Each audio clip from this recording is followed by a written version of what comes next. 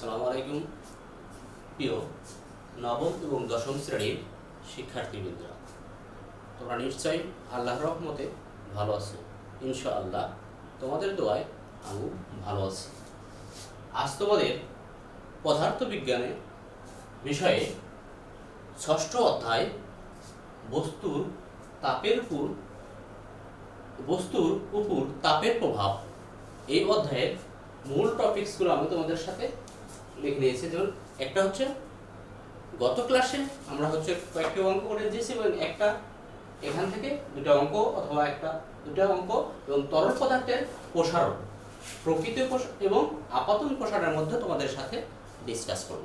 প্রিয় শিক্ষার্থীবৃন্দরা, আমরা তোমাদের একটা হচ্ছে গাণিতিক সমস্যাটা তোমাদের লিখে নিই। যেমন 20 ডিগ্রি সেলসিয়াস তাপমাত্রায়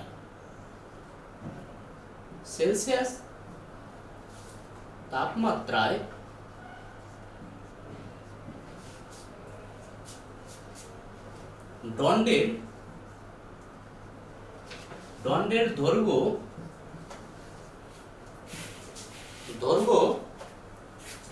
10 মিটার,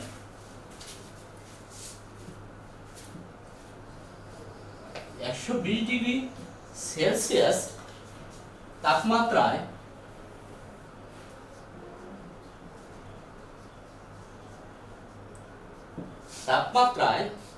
দণ্ডটির দৈর্ঘ্য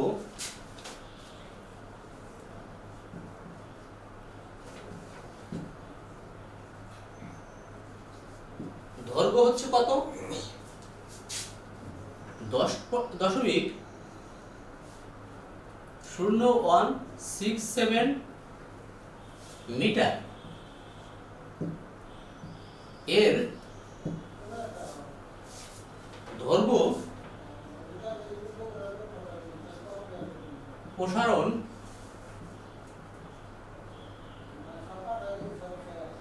সহ কত? নবম এবং দশম শ্রেণীর শিক্ষার্থীবৃন্দরা, এখানে দেখো আমাদের গাণিতিক সমস্যার প্রশ্নটা হচ্ছে 20 ডিগ্রি সেলসিয়াস তাপমাত্রায় দণ্ডের দৈর্ঘ্য হচ্ছে 10 মিটার, 120 ডিগ্রি সেলসিয়াস তাপমাত্রায় দণ্ডটির দৈর্ঘ্য হচ্ছে 10.0167 মিটার। এর দৈর্ঘ্য প্রসারণ সহ কত? তাহলে যে আমরা এখানে অথবা দেওয়া আছে যে কথাটা উল্লেখ করে নিই, এখানে আদি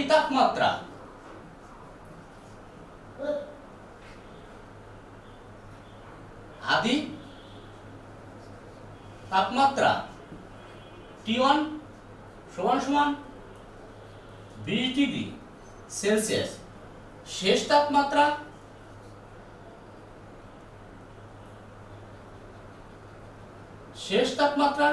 T2 সমান কত? 120 ডিগ্রি সেলসিয়াস। আদি দৈর্ঘ্য, দণ্ডটার কি আদি দৈর্ঘ্য কত? দৈর্ঘ্য L1 সমান হচ্ছে 10 মিটার। শেষ দৈর্ঘ্য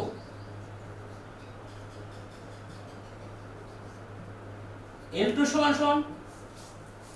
আমাদের দৈর্ঘ্যটা আসছে কত? 10.0167 মিটার। প্রিয় শিক্ষার্থীবৃন্দরা, দেখো এখানে আছে আমাদের দেওয়া আছে আদি তাপমাত্রা। আদি তাপমাত্রার শুরুতে যে তাপমাত্রাটা ছিল সেটা হলো 20 ডিগ্রি সেলসিয়াস এবং শেষ তাপমাত্রা হচ্ছে হলো 120 ডিগ্রি সেলসিয়াস।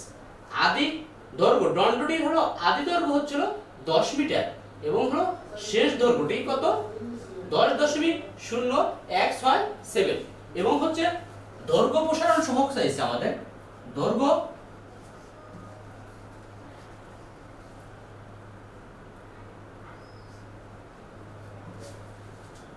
প্রসারণ সহগ,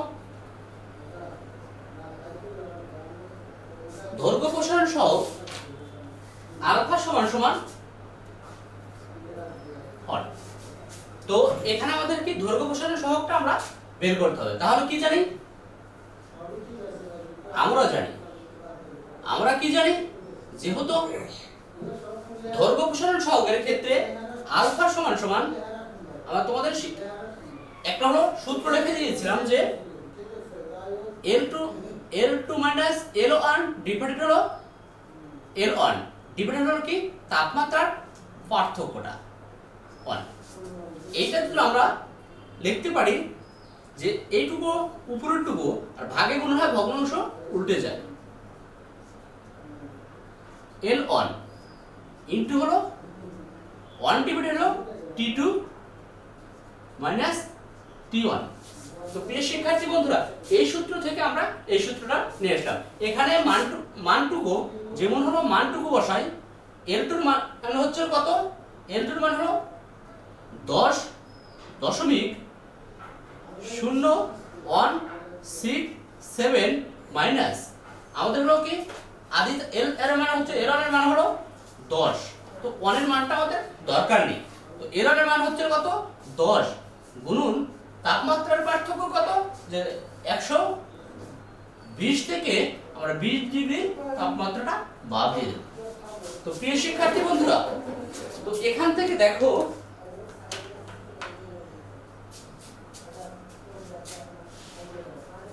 আমরা যদি এটাকে আমরা ক্যালকুলেশন সায়েন্টিফিক ক্যালকুলেশনের মাধ্যমে হিসাব করি, তাহলে আমরা আরেকটা লাইন লিখি যে এখানে 10 পয়েন্ট এত থেকে বিয়োগ দিলে 0.167 ডিভাইডেড হলো 10 গুণ 100 থেকে 120 থেকে 20 বাদ দিলে 100টা হয়। তো এটাকে সায়েন্টিফিক ক্যালকুলেশনের সাহায্যে আমরা যদি গুণন করি তাহলে দাঁড়ায় কত,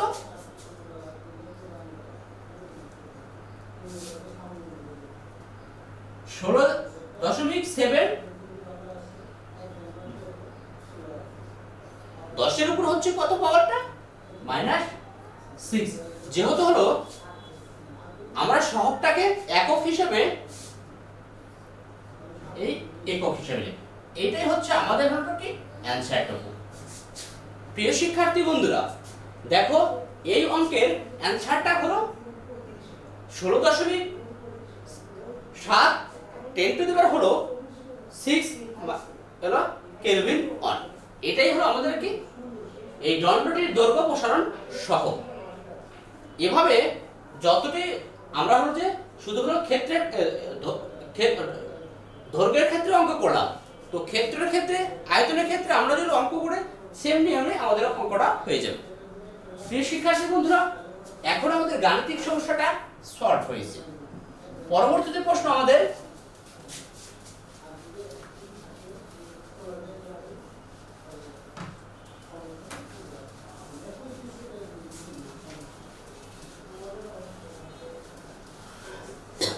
পরবর্তী প্রশ্ন হচ্ছে তরল পদার্থের প্রসারণ। তরল পদার্থের দৈর্ঘ্য ক্ষেত্রফল কিছুই নাই, আমরা কি বলছি তরল পদার্থের প্রসারণটা, যে তরল পদার্থের দৈর্ঘ্য এবং ক্ষেত্র কিছুই নেই, তরল পদার্থে শুধু আয়তন আছে। কাজেই তরল পদার্থের প্রসারণ বলতে আমরা আয়তন প্রসারণকেই বুঝি। তরল পদার্থের প্রসারণ মাপার সময় একটু সতর্ক থাকতে হবে যে তরল পদার্থ সবসময় কোনো পাত্রে রাখতে হয়। কাজে প্রসারণ সহ মাপতে চাইলে তরল, কারণ যে পাত্রেই রাখা যায় সেই পাত্রে তরল পদার্থ সেই পাত্রের আকার ধারণ করে, নির্দিষ্ট কোনো আকার নাই। তখন স্বাভাবিকভাবে পাত্রটি উত্তপ্ত করা হয় এবং পাত্রটি একটি প্রসারণ হয়, কাজেই সেটা হচ্ছে আপাতন প্রসারণ। কাজেই প্রকৃতি প্রসারণ বের করতে হলে সাধারণ তরল প্রসারণ কঠিন পদার্থের প্রসারণ থেকে বেশি হয়। যদি তা না হতো তাহলে আপাতন প্রসারণটা হয়তো দেখতেই পেতাম না, মনে হতো আপাতন সংকোচন।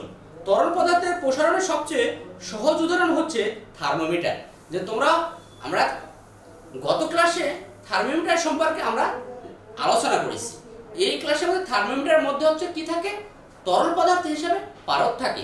তাপমাত্রা বৃদ্ধি পাওয়ার সাথে সাথে তরল পদার্থ পারদটা কি হয় যে বৃদ্ধি পেতে থাকে।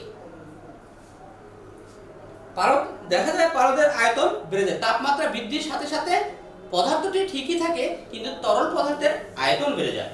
জ্বর মাপার সবচেয়ে, যেহেতু আমরা থার্মোমিটার বগল অথবা হলো থার্মোমিটার তাপমাত্রা মাপার জন্য, জ্বর মাপার জন্য থার্মোমিটার বগল অথবা হলো জিহ্বার নিচে এটা মুখের তাপমাত্রা দেখতে হয়, তো যেন পারদের পরামটুকু যেন কমে না যায়, সেই জন্য সরু নলটি গোড়ায় নলটি সেটা একটু সরু বক্রতা রাখা হয়। যেমন থার্মোমিটার হলো যে আমরা থার্মোমিটার যে আঁকাই এটাতে এই এখান থেকে হলো সরু রাখা হয়।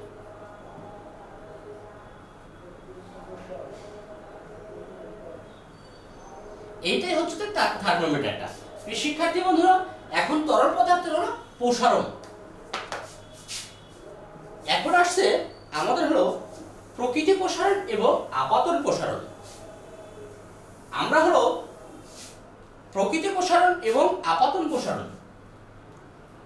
আগেই বলা হয়েছে তরলকে সবসময় কোনো পাত্রে রেখে উত্তপ্ত করতে হয়। আসলে তরল পদার্থকে কোনো না কোনো পাত্রে রাখা হয়, আর পাত্র রাখে সেটাকে উত্তপ্ত করা হয়। তাপ দেওয়া হলে তরলটির সাথে সাথে পাত্রটি প্রসারণ হয়। এই যে আমরা হলো যে এই পাত্রটি ব্যবহার করেছি, এর ভিতরে কি আছে? তরল পদার্থ। তরল পদার্থের তাপ দেওয়ার সাথে সাথে পাত্রটি কি হয়? উত্তপ্ত হয়। সত্যি সত্যি তরলের কতটি প্রসারণ হচ্ছে সেটি বের করার জন্য হলে পাত্রের প্রসারণটি বিবেচনা রাখতে হবে। এটি বিবেচনা না রেখে তরল পদার্থের বের করা সেটাকে বলে আপাতন প্রসারণ। পাত্রের প্রসারণ বিবেচনা না করে তরল প্রসারণ বের করা হলে সেটি হবে সত্যিকার প্রসারণ, প্রকৃতি প্রসারণ। একটা সরু, যেমন আমরা কি দিয়েছি, একটা সরু নল বিশিষ্ট কাচের বাল্ব নিয়েছি। এটা কি হচ্ছে? সরু একটা হলো কাচের বাল্ব নিয়েছি। এ দাগ পর্যন্ত আমরা হলো কি হয়েছে? তরল পদার্থ নিয়েছি। এই বাল্বের ভিতরে এ দাগ পর্যন্ত তরল পদার্থ ভর্তি করি এবং বাল্বটি গরম করা হয়। এবং আমরা যদি প্রথমে বাল্বটাকে কি করি? গরম করি। গরম করলে প্রথমে গরম করার সাথে সাথে তরলের প্রসারণটা আগেই ঘটবে না, কারণ হলো পাত্রের প্রসারণটাই আগে ঘটবে। পাত্রের প্রসারণটা ঘটার সাথে সাথে পাত্রের আয়তনটা বৃদ্ধি পাবে। এই আয়তন বৃদ্ধি পাওয়ার সাথে সাথে তরলটা এ অবস্থান থেকে এই হলো বি অবস্থানে নেমে আসবে। শিক্ষার্থী বন্ধুরা, তাপ দেওয়ার সাথে সাথে বস্তুটি কি বলছি, যে তাপ দেওয়ার সাথে সাথে এই সরু নলাকার বাল্বটির মধ্যে তরল পদার্থ যে এ পর্যন্ত ভর্তি করা ছিল, বাল্বটি প্রসারণ করার ফলে এই এ থেকে বি পর্যন্ত নেমে আসে, একটুখানি বড় হয়ে যাবে। মানে পাত্রটা হচ্ছে কি একটুখানি বড় হয়ে, যদি আমরা তারপরে তাপ দিয়ে থাকি তাহলে তরলটির উচ্চতা আরো কি হলো? ধীরে ধীরে কি হলো? বাড়তে থাকবে। যেহেতু তরলের প্রসারণ বেশি, তাই আমরা দেখতে পাই তরল এ থেকে অতিক্রম করে সি পর্যন্ত অগ্রসর হয়। এখানে তাপ দেওয়ার সাথে সাথে এখানে তরল পদার্থটা এখান থেকে অগ্রসর হচ্ছে, সি পর্যন্ত পৌঁছে যাচ্ছে। নলটির প্রচ্ছদের ক্ষেত্রকে এ এবং হচ্ছে কি বি দিয়ে উচ্চতাকে গুণন করে, তাহলে আমরা পাত্রের প্রসারণ কত? পাত্রের প্রসারণ সমান সমান হলো, যেহেতু হলো আয়তন ভি বি, পাত্রের প্রসারণটা করতে হবে ভিবি এবং বিসি উচ্চতায় গুণ দিয়ে, তাহলে প্রকৃত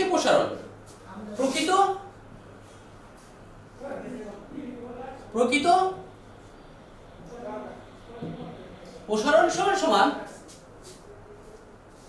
ভি এল। আর আপতরণ প্রসারণ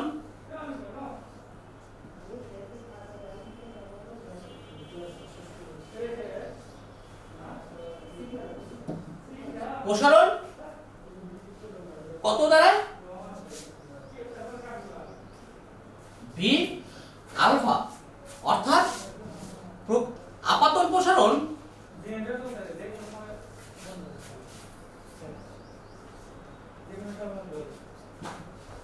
সমান সমান প্রকৃত প্রসারণ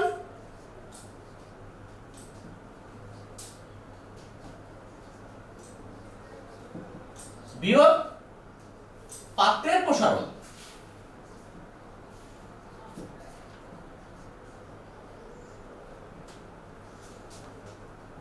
পাত্রের প্রকৃত প্রসারণটাকে কি দ্বারা ভি আলফা দ্বারা প্রকাশ করতে, সেহেতু আমাদের প্রকৃত প্রসারণ হলো ভি এল মাইনাস হলো পাত্রের প্রসারণ হচ্ছে ভি বি। প্রিয় শিক্ষার্থী বন্ধুরা, আমরা হলো প্রকৃত প্রসারণটা হচ্ছে কি ভি এল, যেহেতু এখান থেকে এখানে পুরোটুকু এই বি এবং হলো সি, এবং হলো পাত্রের প্রসারণটা হচ্ছে এ গুণন বি, এইটুকু হচ্ছে পাত্রের প্রসারণ, পাত্রের প্রসারণ। আর এখান থেকে এতটুকু হচ্ছে হলো কি প্রকৃত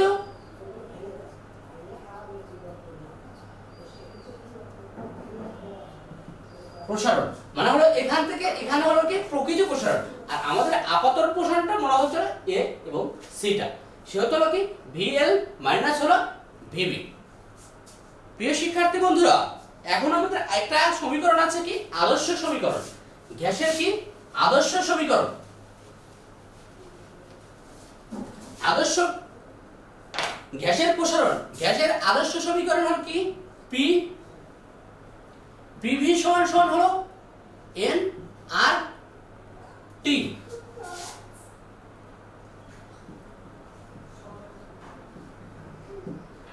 গ্যাসের আদর্শ সমীকরণ দ্বারা কি পিভি সমান সমান এন, এন আর টি। যেহেতু গ্যাস হচ্ছে আমাদের হলো কি কোনো পাত্রে দেখা যায় যে পাত্রে চাপ এবং তাপের প্রভাবে প্রসারিত হবে, এবং হলো প্রয়োগ করে একটা আদর্শ, এটাই হলো গ্যাসের হলো আদর্শ সূত্র হলো কি পিভি সমান সমান এনআরটি। এখানে পি সমান সমান গ্যাসের হচ্ছে কি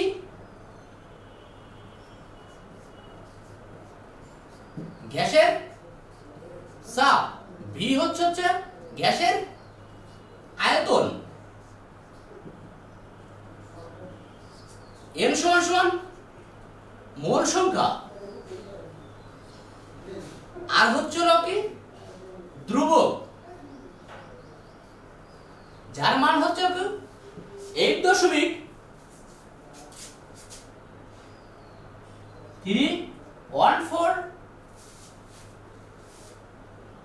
কেলভিন মোল ইনভার্স অন। টি সমান সমান হলো গ্যাসের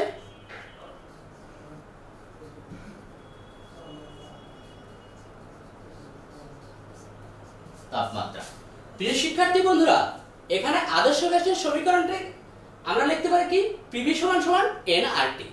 এখানে পি সমান সমান গ্যাসের চাপ, ভি সমান সমান গ্যাসের আয়তন, এন সমান সমান গ্যাসের মোল সংখ্যা, এবং আর সমান সমান ধ্রুবক সংখ্যা। আর এই ধ্রুবক সংখ্যার মানটা হলো 8.314 কেলভিন ইনভার্স মোল ইনভার্স, আর হলো টি হচ্ছে হলো কি তাপ, গ্যাসের হলো তাপমাত্রা।